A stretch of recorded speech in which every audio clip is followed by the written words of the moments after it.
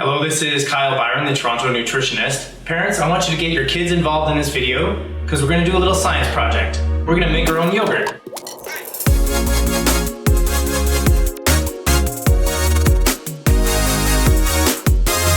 Basically, you'll need around 30 minutes to set it all up and get it going, and then the yogurt is going to have to sit for about 5 hours, and then it will be done. You won't have to do much during that time, just check on the temperature a little bit, and the yogurt's not to be disturbed during that time. Before we get started, you might be wondering why someone would make their own yogurt. In fact, you'll be surprised how easy it is. And I'm asking around, and the people that I know that are making their own yogurt, they tell me that it tastes even better than the store-bought stuff. Other reasons to make your own yogurt is you can control the nutritional components to a certain extent. You can control the taste, you can control the thickness, the fat content. And another reason is cost. Because basically the main ingredient is milk, and milk costs about half of store-bought yogurt. Milk and yogurt have only one ingredient between them. That ingredient is bacteria. And if that grosses you out, well, you might have a lot to learn about bacteria because most of the bacteria around us is actually really good for us.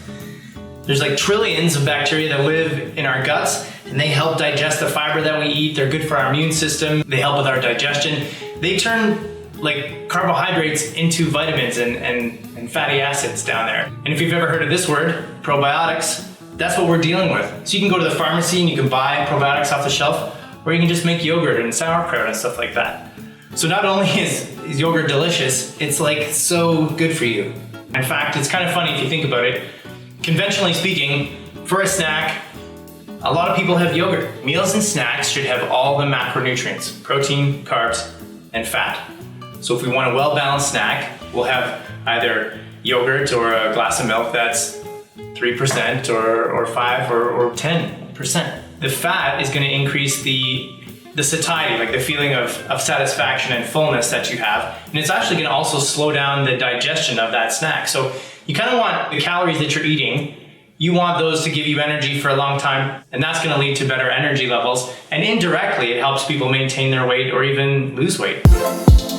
You can find everything that you're going to need in terms of equipment here in this video and then also down in the description. You can see here I have some milk, a little bit of yogurt. We're going to refer to that as a starter.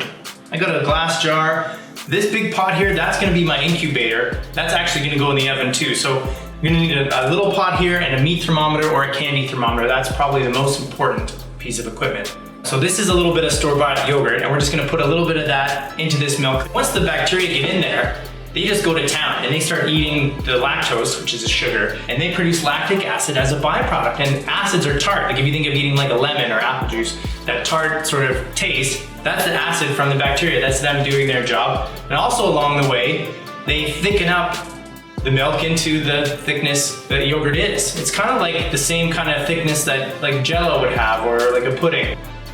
But basically all we're gonna do is we're gonna heat this milk up to a certain temperature, not boil it or burn it, let it cool down. We add some of this bacteria, the yogurt, and we stir it around, and then we just incubate it. Like you just like let it sit, and I'm gonna use this pot, I'm gonna fill it up with water to a certain temperature and let nature take its course, as they say. So I'm just gonna get a pot here. This is my milk. This is gonna go on the stove, okay? Now I can leave that for a few minutes unattended, but eventually when that starts heating up, don't scald it, don't boil it, don't heat it up too fast, you gotta stir it, and you're gonna use your meat thermometer or your candy thermometer, and you're just gonna bring it up to about 185. Nothing more than 190 Fahrenheit.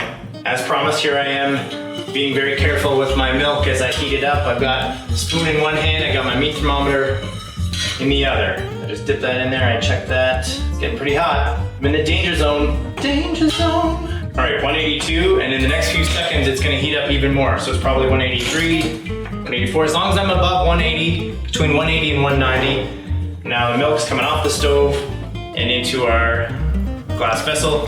Now that's just gonna sit there and come down in temperature. While this is cooling down, I'm gonna set up my incubator. So what I'm gonna do is I'm gonna fill it up with hot water up to about there. And so later on, that jar is gonna sit in there, and then all that's gonna go in the oven. And I'm just gonna turn the oven on for maybe a minute or so, just to bring that up to about 115 degrees Fahrenheit. The thermometer in the oven's not gonna tell me that. You're just gonna have to know and trust it. Like you open the door and it kind of feels like a hot day. And then once the yogurt's in there, You're not gonna mess around and keep checking it. You have to sort of trust the incubation process is gonna be okay. Now, if you're getting impatient waiting for this piping hot milk to cool down, just pour it into something plastic. I just have a shaker cup here, and then that can sit in an ice bath. Ice cold water there. Of course, you would never put the glass in there because it could shatter. So again, your meat thermometer or your candy thermometer could come in handy here, just making sure that comes out at the right temperature, 115 Fahrenheit. Notice that I've had the starter yogurt out here in the countertop the whole time. That was intentional. I want this to come up to room temperature so it doesn't bring the temperature down of my milk. Again, controlling the temperature is the most finicky part of this process. Now, when we go to add the starter yogurt to our hot milk, you're actually gonna mix a little bit of it in a bowl first. Your portion here is a half teaspoon. Once this milk cools down, I'm gonna take a splash, I'm gonna mix that up, and then I'm gonna pour that back into our main milk, and that's just gonna help the bacteria distribute better through the milk. All right, we are ready to mix the warm milk. This used to be hot milk. So again, just a little splash goes in this bowl with our starter yogurt. The rest of the warm milk goes back into our container. This is what the yogurt's gonna live in. Once it becomes yogurt, now I'm stirring the little bit of yogurt with that little bit of warm milk. I'm just mixing it up until it's completely mixed. Just for scientific accuracy, I'm doing one last test. I want this between 110 and 115, 114.8. What can I say? I'm doing well today. Here we go.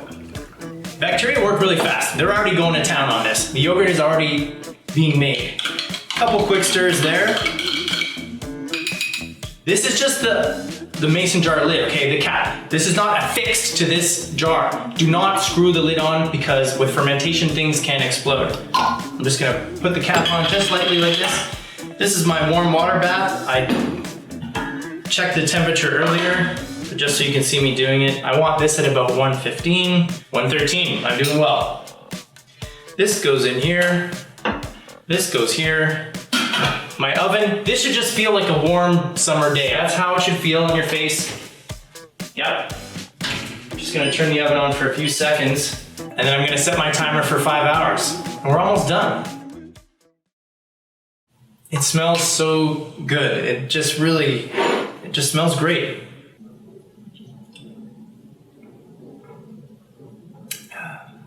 But that's just plain yogurt, and that is so good. Well, thanks for watching. I hope you have success making your own yogurt. But really, probiotics, pretty wild what they can do and how important they are for us. Let me know how things went in the comments, or you can ask me questions. Of course, the description and the recipe and everything, all the things you have to do, that's gonna be in the comments as well. Subscribe to this channel if you like these kind of videos. And again, good luck and stay nutritious out there.